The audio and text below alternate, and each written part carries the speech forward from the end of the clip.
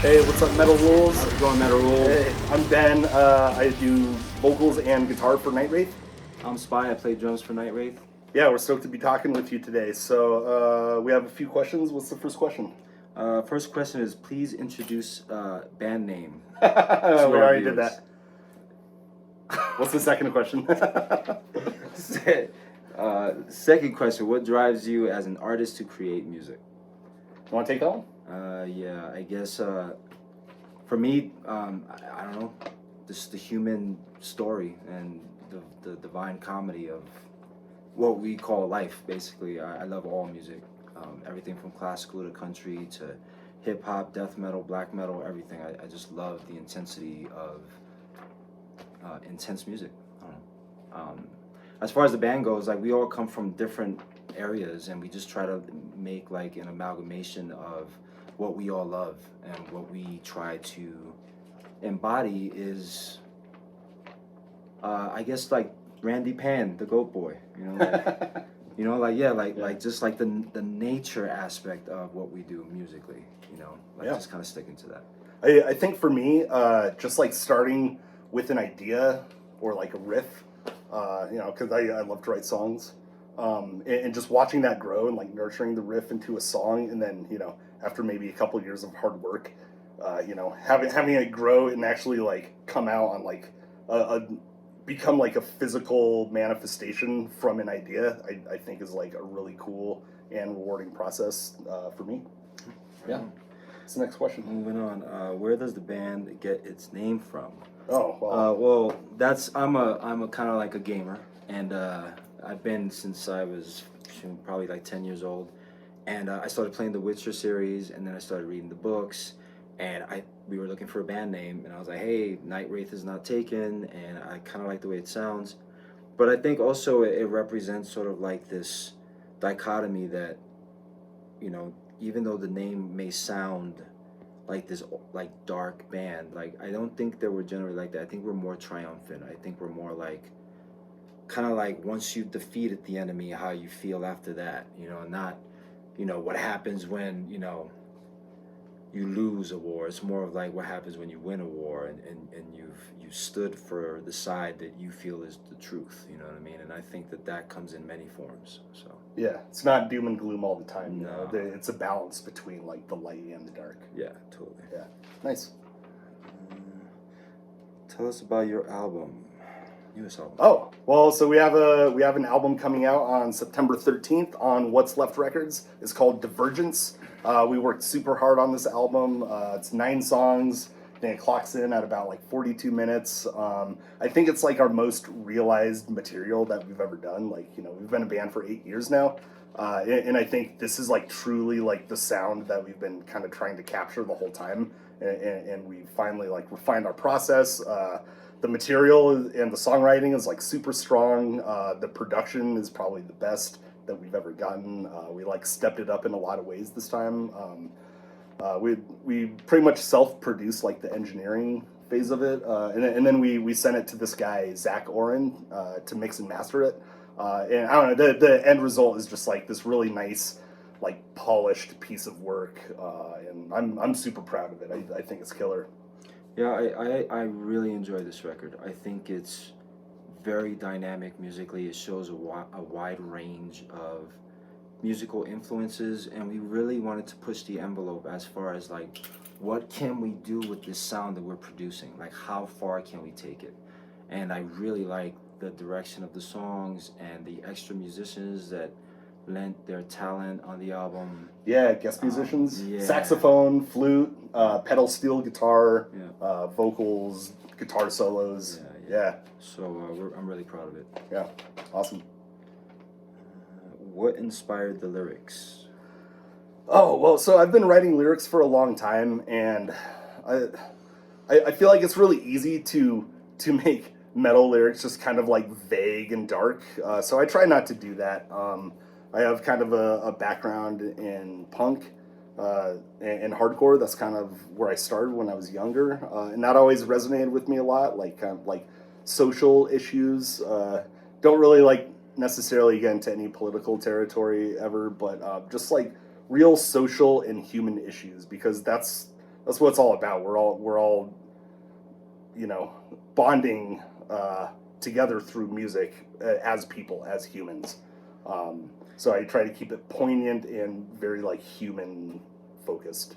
And there, one thing I like about Ben's writing, and I always tell him, is that it's sincere. Like the lyrics, some of them are just through the eyes of this man who hikes a lot and spends a lot of time in nature, and the information that he gets from that alone time in nature, I think is what I really respect about the lyrics of NightWraith songs. You know, like they're uplifting, but also can knock you down a bit and remind you of how sometimes life can be trying, but it's okay. You know, like you can make it out the other end. So Yeah, nice. Yeah, on that note, one of the songs to our single, Whispers of Dragonflies, um, it's about an area that I've hiked a bunch of times. And it's kind of like, it's actually a poem that I wrote about the area and my connection to that place.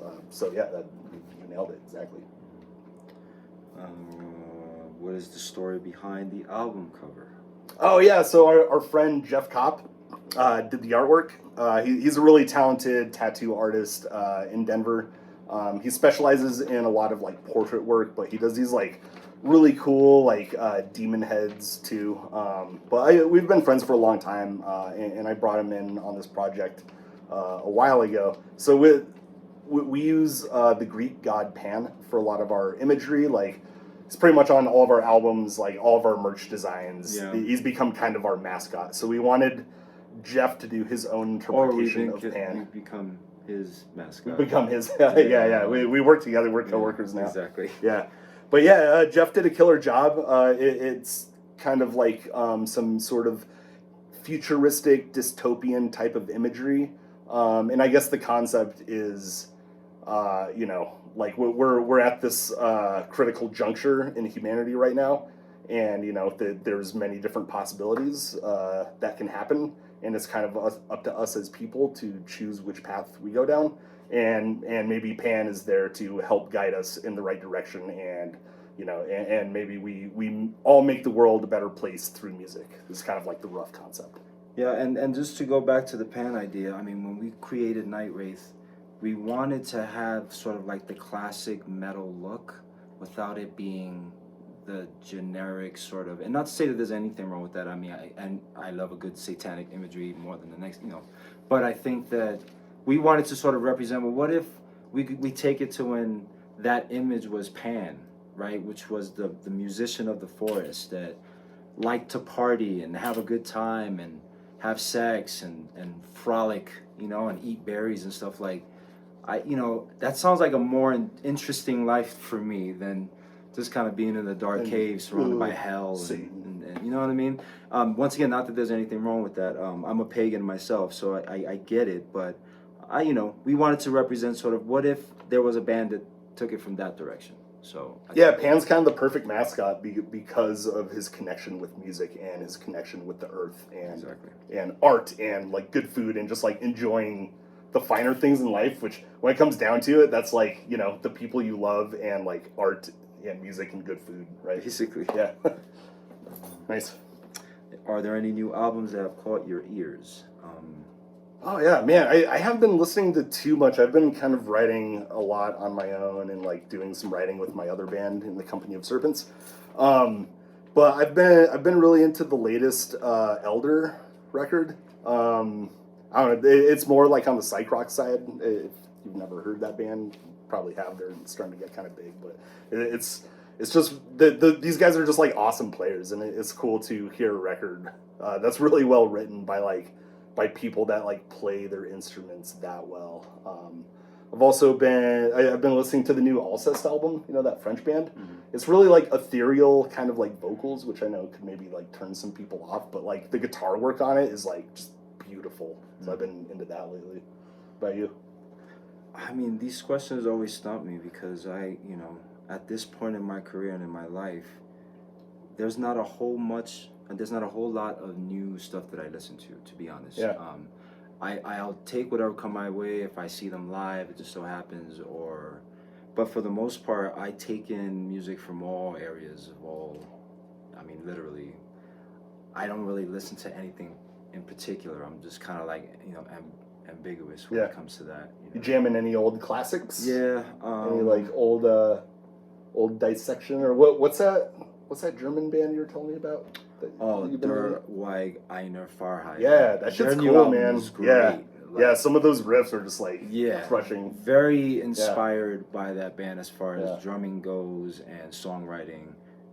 So yeah, I really enjoy that band. Thanks for I've actually been listening to like a ton of Leonard Cohen lately to kind of like get inspired for like the other band I'm helping write with. We're like doing this sort of like concept record. I do want to say that I always mention Weird Al because I am inspired by Weird Al. You can't forget about the great musician. Yeah. Tell us a bit about your local music scene. Oh yeah, well this is Denver, Colorado, so the past 10 years, like it's really blown up in the heavy music like world. There's all these bands that are on the map now. I remember back in the day, like Cephalic Carnage was the only like heavy death metal band that was actually popular and successful. And we used to host lots of like DIY shows and bands coming through. We were always trying to like build up the heavy scene. And now, I mean, you've got like bands, like Primitive Man, like you were in, they're just like killing it, like Chemist, Havoc you just did a tour with Havoc in South America. Wayfarer, have you heard, I don't know if you've listened to the latest Wayfarer record, but it's like super good. There's like so many bands here, it's almost overwhelming. And it's like, it's really, really helped just like the heavy and like alternative, like counterculture music scene in general. Like it's really blown up here and it's awesome to see. What about, talk about your other band? Yeah, I mean, I play in a few bands. I play in a band called Obscene Worship, which is kind of like death metal from New York style, really kind of 90s groovy but brutal. I have a black metal project called Ashes for the Mute with some of the members from NightWraith and Obscene Worship. And I have, NightWraith, obviously, and just a few other projects that I have. Just kind of like just fun stuff, having a good time with music, Staying busy. Tell us, why does metal rule?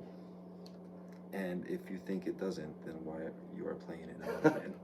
Well, I think this kind of goes back to what we were talking about earlier, just music like binding us together as people, like regardless of whether it's heavy metal or pop or country or jazz or Latin, like music is something that brings us together as people, it's like, it's a language. And even if you don't understand how to like speak the language, you can like enjoy it, and it brings people together. I think personally, like heavy music and heavy metal and death metal, it express like your humanity in a way that like a lot of other genres can't. It's a way to channel some of those more like aggressive and angry thoughts. Like especially if you don't have a place to put those, it's like a really healthy outlet for that. Yeah. I mean, metal represents, that side of the spectrum of human emotion, human life, the story of what it means to be a human. Yeah. And when it doesn't necessarily reflect goodness or happiness, or it could be aggressive or triumphant or sad or angry or all of these different emotions from that end of the spectrum, and it definitely needs to exist. Without it, we would probably be like worse off. Oh, for sure. I think even me personally, without music, I would be way worse off. Yeah, but I'm talking about metal in particular, because I remember like it getting me through a lot of my darker emotions as a child and growing up into it.